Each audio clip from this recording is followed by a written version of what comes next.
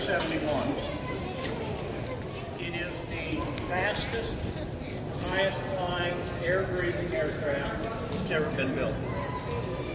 There were 28 of them flown operationally from 1964 until 1990, and then they pulled 3 of them out of the boneyard in 1995, and they flew until 1999. This aircraft set a coast-to-coast speed record that probably will never be broken by any air-breathing aircraft. They went from the West Coast to the East Coast, flying a route that took them basically over Kansas City, St. Louis, Cincinnati, and on to the East Coast. They flew the route in 67 minutes and 54 seconds, coast to coast. It broke a previous record of 2 hours and 30 minutes. So I don't think anything that isn't riding on a rocket is ever going to touch that. Its mission was reconnaissance. It carried a lot of reconnaissance sensors, and it carried some very, very accurate cameras. In 1 hour, they could map 100,000 square miles of the Earth's surface.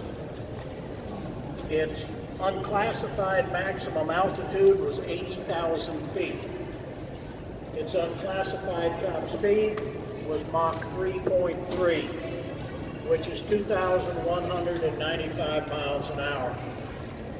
That is faster than the muzzle velocity of a .30-06 rifle. So it was literally faster than a speeding bullet. They flew wherever we needed them to go, whenever we needed them to be there, and there wasn't anything that the Soviet Union or anybody else could do about it.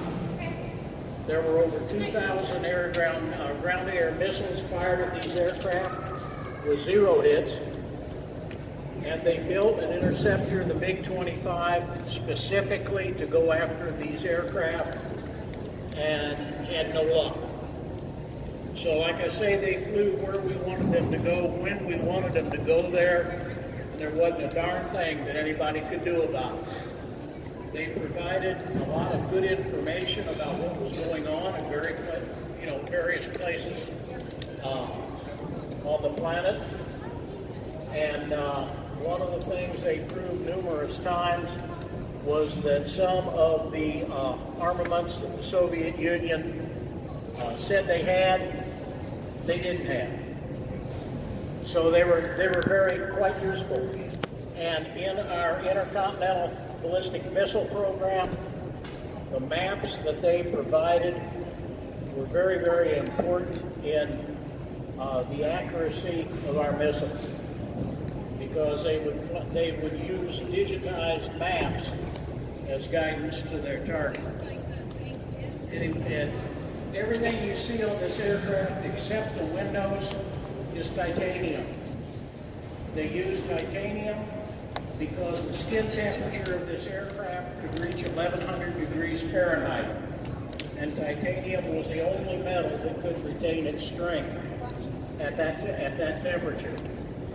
The windows are quartz, and they are fused to the fuselage using ultrasound. So if one of the windows happened to crack, the aircraft had to go back to the Lockheed factory for a new window to be made and fitted. There were 9 specially configured KC-135 tankers that could provide fuel to this aircraft. If you look at the top of the fuselage, you'll see there is an open door. Normally that would be closed. That is the aerial refueling receptacle. They would have to find a tanker every 90 minutes. But like I said, they crossed the United States from west to east in 67 minutes and 54 seconds. So in those 90 minutes, they could get a lot of work done. What we're going to do now is we're going to go around this way, and we're going to take a look at Hangar A. By the way, is there anybody that has trouble with stairs? Okay, we're not going to have a problem with that.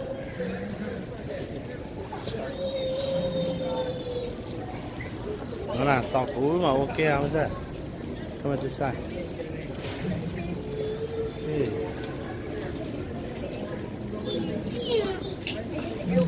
Don't go too fast. Oh yeah, then like the first one gets blue.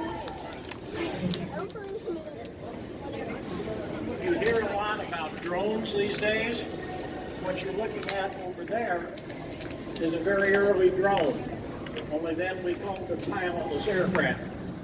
That was also a reconnaissance system. They flew over North Vietnam during the Vietnam War at an altitude of about 1,500 feet at 500 miles an hour, self-guiding. When they got back to South Vietnam, a drag chute would come out of the tail cone and slow them down, and then a cargo parachute would come out of the top, and it would go down, go down to the ground, and a helicopter would go pick it up, take it back to its base, and get it ready for its next mission. This particular one is painted to look like the most successful of those drones. It failed to return from its 69th mission. Nobody knows what happened to it. It just never came back. So if you look at the side of that later, on the sides there are painted parachutes. Those represent a successful mission. There are 68 of them on that aircraft.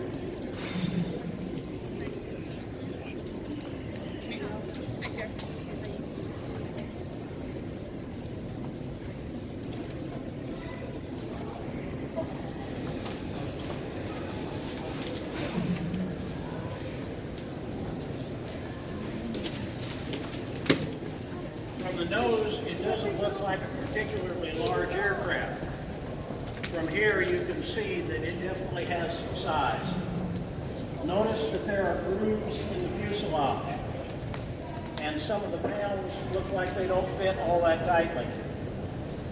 That is because at that 1100 degree skin temperature, this aircraft could grow a foot in length and 6 inches in width. As another feature of the titanium, it would maintain its strength, but like any metal, it would expand as it heated up. It burned a special jet fuel called JP7 that at room temperature looked like jello that hadn't completely gelled. So they would start the engines on regular jet fuel and run the other fuel around the engines in tubes until it got warm enough, and then they would feed it into the engines and it would be ready to take off. Almost, as soon as they got up off the ground and got up to about 20,000 feet, they would hook up to a tanker and take on a full load of fuel and go on about their business. By the way, this was called the Blackbird, but when it was flying out of Taiwan, in Taiwan there is a type of Cobra that has a particularly large hood, and the Taiwanese called it the Habu. That was also a nickname that was given to this aircraft.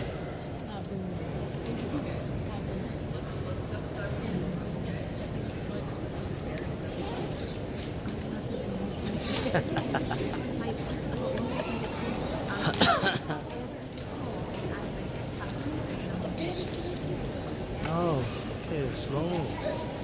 You don't want to go too fast.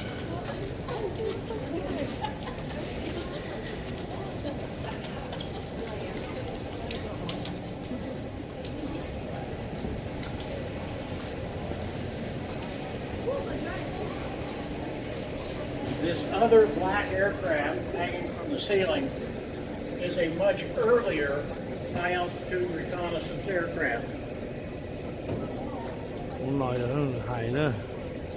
If it looks like a glider, that's because that's exactly what it is, only it has a jet engine. In order to get the required altitude of that time of 60,000 feet, they had to use a jet. But in order to get the range, they had to build an extremely light aircraft. So they built a fighter and they put a jet engine in it. It would fly at 60,000 feet at 400 miles an hour and could go 4,000 miles on the jet fuel that lifted off the ground. We used those in the middle 50s on into the 60s until the SR-71 went operational in 1964. One of those was shot down over the Soviet Union, and the pilot was captured. This happened in 1961. In 1962, we traded that pilot for a Russian spy that we had caught in the U.S.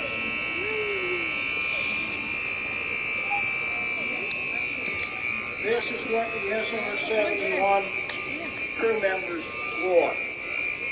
If it looks like a spacesuit, that's because that's what it is. At the altitudes this aircraft flew at, if the aircraft would have happened to lose its pressurization, had they not been in these suits, the gases in their blood would have boiled within a few seconds. So that was why they were wearing what you see here. NASA had a lot to do with the development of that suit. And other than the color, it is not much different from what they use now.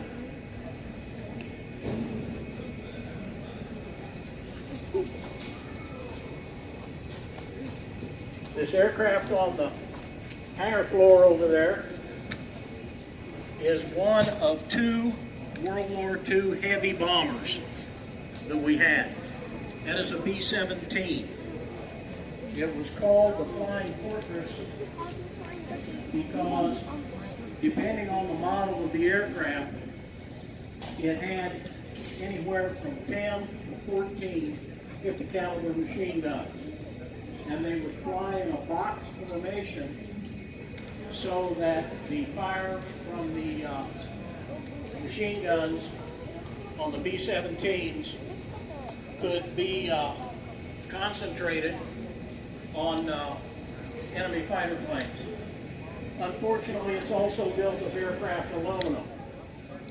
So if you hit it with a flak shell or with a 50 caliber machine gun from them, it would definitely penetrate the aircraft.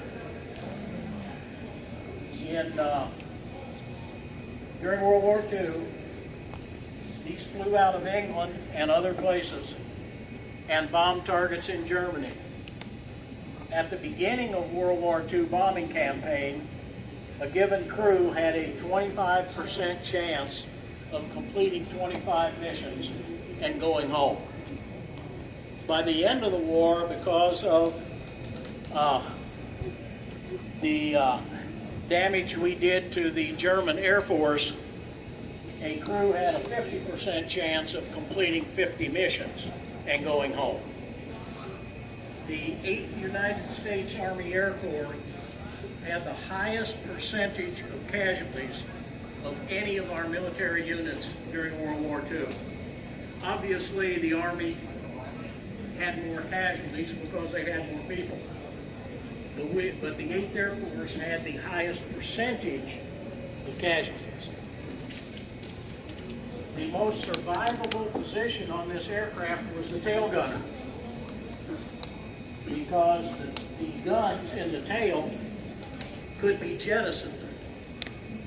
So if it was necessary to bail out of the aircraft, the tail gunner would just hang on to the guns with one hand, hit the lever that jettisoned the guns, let the guns drag him out of the airplane, and he'd let go of the guns and pop his parachute. Everybody else had to go out through the bomb bay. And if this aircraft was in a spin, the G-forces inside the aircraft made that almost impossible. So if one got damaged and went into a spin, there weren't very many of the crew that were able to get out. And that's one of the reasons we had such a high percentage of casualties. When things go wrong at 20 to 25,000 feet, they go very, very wrong.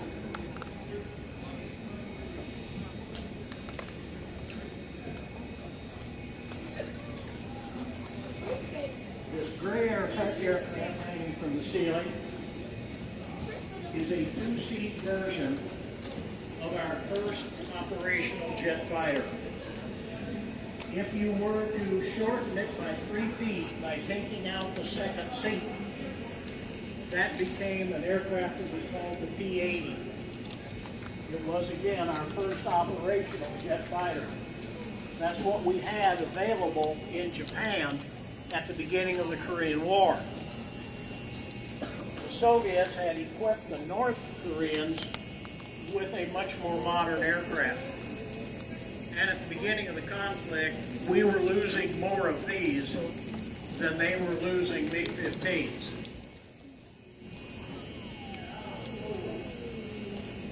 Another difference between this trainer and the fighter version is those large wingtip gas tanks would actually be hung underneath the wings so they could be jettisoned when they encountered enemy aircraft.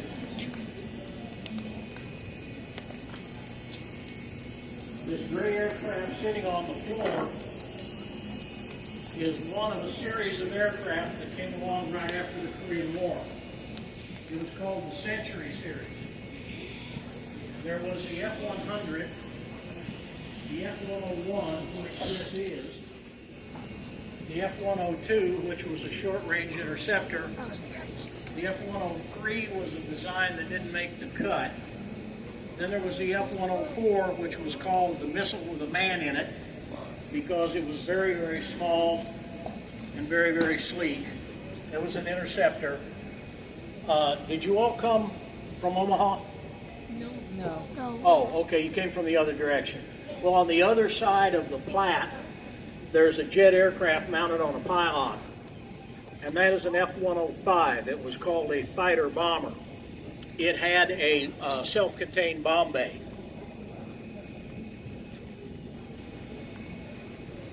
Anyway, this F-101 was designed to be a bomber escort, but high-speed, high-altitude bombers didn't need fighter escort, so they turned it into a reconnaissance aircraft.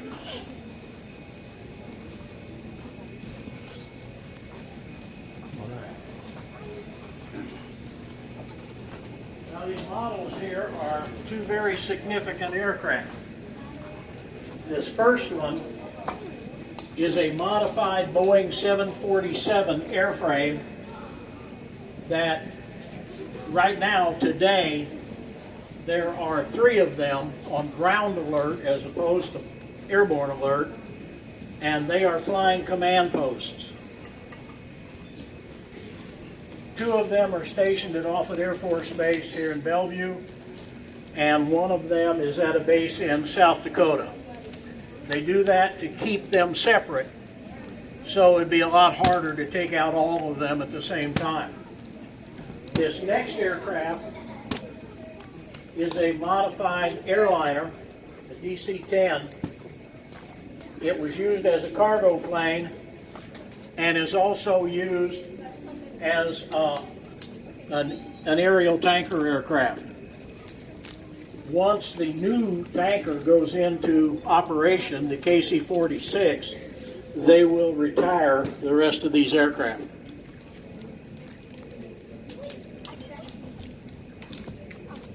This camouflaged aircraft hanging from the ceiling was our answer to the MiG-15 during the Korean War. This is the F-86, called the Sabre. It has several advantages over the early fighter aircraft.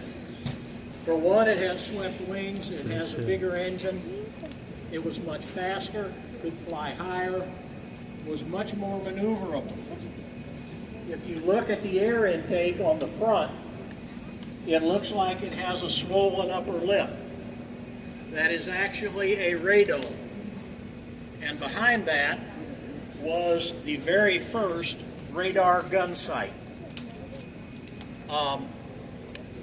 Think for a moment that you are hunting duck. And you pick out a duck that you want for dinner, and ducks fly in straight lines. So as it passes over, you shoot at it. The question is, do you shoot at the duck? The answer is no. You shoot in front of it, because you want the duck and the shot to get there at the same time. Aerial combat is exactly like that. Unless you're directly behind your target, you have to lead the enemy aircraft. Well, in the MiG-15 that they were fighting, the MiG pilot had to compute the lead in his head. The F-86 had the lead computed for him. So when the little floating diagram on the screen locked onto that aircraft, they would squeeze the trigger on the machine guns. It was highly effective. Instead of losing more aircraft than the North Koreans were, the F-86 established a 12-to-1 kill ratio over the MiG-15 for 3 reasons. 1, we had better trained pilots. 2, we had the radar gun sight. And 3, we had some advantages in the way the aircraft was built for high altitude maneuverability. Put those 3 together and you got a 12-to-1 ratio. This display over here commemorates the Tuskegee Airmen. You're not here to play. They were a group of, at that time, called Negro personnel that were trained at the Tuskegee Institute. And then therefore they became known as the Tuskegee Airmen. Once they were equipped with P-51 fighters, and the largest one there, that's a P-51, they painted the tails red, and they became known as the Red Tails. There's been a movie on those guys. They had the most successful missions of protecting our bombers of any group of fighters. Initially, the all-white bomber crews were a little bit skeptical about being protected by Negro pilots. It only took a couple of bombing missions for them to realize that they had more bombers going home than any group that didn't have them as protection. So pretty soon they came to understand that it didn't matter what color you were, it was simply a matter of how good were you.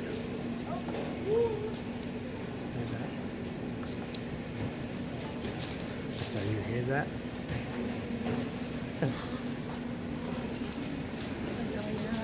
That's a model of the aircraft that set that 2.5-hour record coast to coast that was kind of blown up by the SR-71.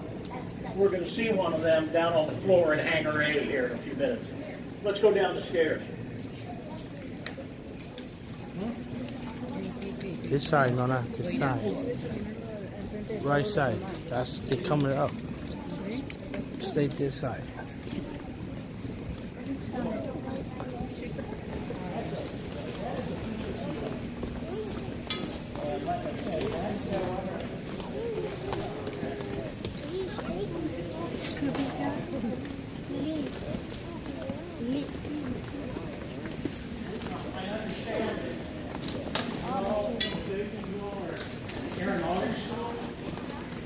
Well, you might be interested in this. These were built by the Link Corporation, and during World War II and Korea, they were used to train pilots in instrument flying. If you got in it and closed the door and the hatch, all you could see was the instrument panel. And it would be wired to an instructor station, and the instructor would give the trainee instructions on flying the aircraft. It is a partial motion simulator. It would go up and down a little bit, it would go side to side a little bit, but they would follow the commands of the trainer the best they could using only the instruments. One of the very first things you learn about instrument flying is you forget what your body is telling you, because it will lie to you in a heartbeat. When I was going for my private pilot ticket, I had to do a certain amount of time underneath what they called the hood. It was a helmet you put on and you can't see out of the airplane. All you can see is your instrument panel. I had an instructor with me. We flew for about 20 minutes with me having that helmet on, and he gave me some instructions on what he wanted me to do with the airplane. And then we were flying what I thought was straight and level, and he said, "Okay, I've got the airplane, take off the hood." The left wing was slightly down, the nose was slightly down, and I didn't have a clue. Some of you may remember the aircraft accident in which JFK Jr., his wife, and sister-in-law were killed. He was a non-instrument graded pilot that got himself into a situation where he needed to be an instrument pilot. And he did a slow circle right into the water and probably never knew it was coming. This is the fuselage of a B-25 bomber. If you would like, go across the catwalk and you can see inside the fuselage. Don't push. One of the things you will probably notice is that crew comfort was not high on the priority list. And if you happen to be standing up when this aircraft encountered turbulence, you had to be extremely careful what you grabbed onto, because there are critical control cables and wiring just running through the sides down the sides of the fuselage. And if you grab the wrong thing, you could cause the aircraft to crash. Wow. Now notice there is a bench seat behind where the pilot and the co-pilot sat. Now if you come around to the front and look in the nose,